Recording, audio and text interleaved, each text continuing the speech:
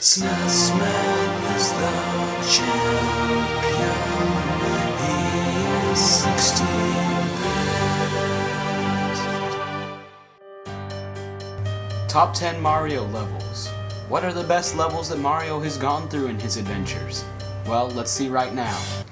You've adventured through millions of levels in his games. His games are on every system, and that means tons of levels that add up. But today I'm going to show you the top 10 greatest levels of the Mario series. Here goes. The first is a level from Super Mario World on the Super Nintendo.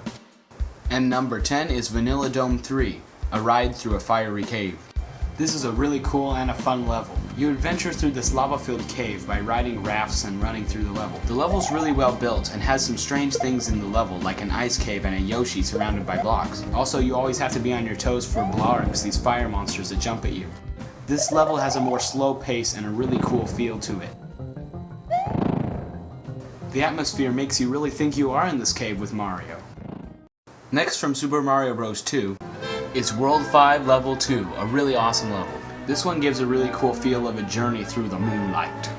After some strange enemies, you find this giant vine and keep climbing into the clouds. And then you find a door at the top. Here's where things get interesting. You pull the POW block, and you go falling in this endless pit and dodging spikes. I'll fast forward a little bit for you. You feel like you really went on an adventure by the time you reach Birdo and have a battle over the rapids, which is a pretty cool setting in my opinion, compared to the other boring Birdo battles. Okay, I know those ones were obscure, but here's one you'll probably know. From Mario 64, we have number 8, Big Boo's Haunt, A Descent into Terror. First of all, the location is cool of this level. It's inside this giant cage-like structure, so you know you're trapped for good. The level's really interestingly built, and actually pretty scary for a Nintendo game at times. The atmosphere is just creepy and awesome, and who could forget the sinisterly happy merry-go-round of booze? And now, from Super Mario Bros. 3, we have number 7, World 4 Level 6. This is the level where you change the level size. All the giant levels were really good in this world of the game, but this one stood out because you could use doors to go and change everything small for a little bit. This was cool because you could see the same environment, but now with small hazards instead of large ones. They repeated this in Mario 64 with Tiny Huge Island.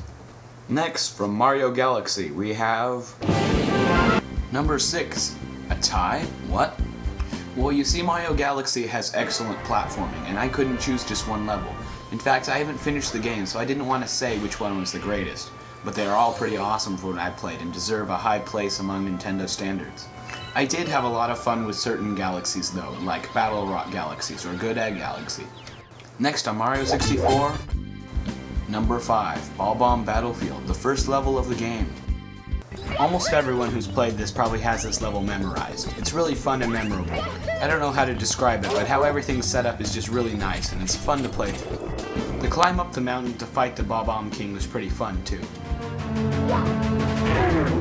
From Super Mario Bros. 2, we have number 4, the final level, 7-2. Wart's Fortress is easily the best stage in the game. It's really long and really difficult. Then there are alternate paths, like this door that leads to this place full of fire plants for no reason, which is a really interesting feature to the level.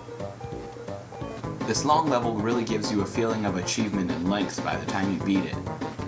Now let's talk about the bosses. To get through every level in this game, you have to pass through this door that looks like an eagle's head. So on this level you think, oh, I'll just go through the door. And then it charges at you through the sky and you have to kill it. I don't know about you guys, but when I first played this really took me off my guard. Then the boss of the game was cool because he was difficult to kill, and he was pretty inventive. You have to take vegetables and throw them into his mouth, which apparently he doesn't like. Wart is easily second place behind Bowser. Now from Super Mario Bros. 3, number 3, Bowser's Castle. Here's an epic and mysterious stage. It starts lethal with Bowser statues shooting lasers at you. The stage has all kinds of tricks like hidden blocks that rise into the next level. There was just something dramatic about this level, and I thought it was really cool. Then before Bowser, you have to escape thousands of his statues shooting lasers at you. Then you cross lava and dodge his fireballs, just like in the first Super Mario Bros. Now remember Bowser in the first game? You just run under him, and he's a little scary for the time, but watch this.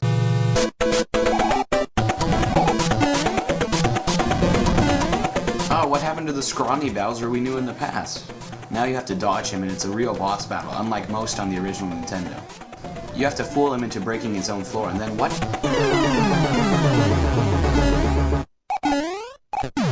That 8-bit thud sound effect is just classic. And now, from Super Mario World Special World, we have number 2, Special World Awesome.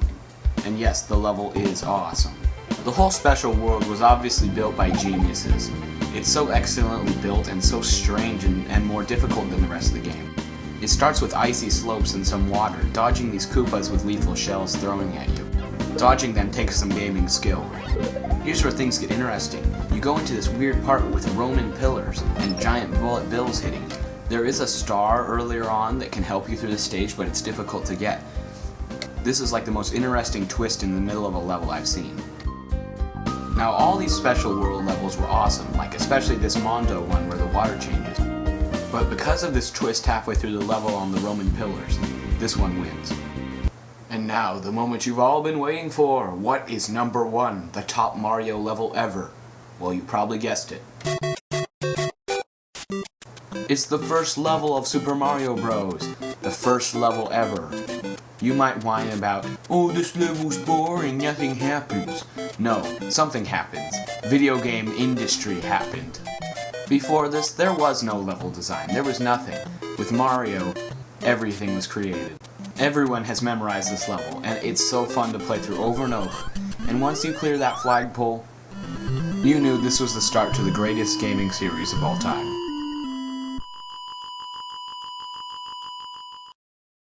This has been Top 10 Mario Levels.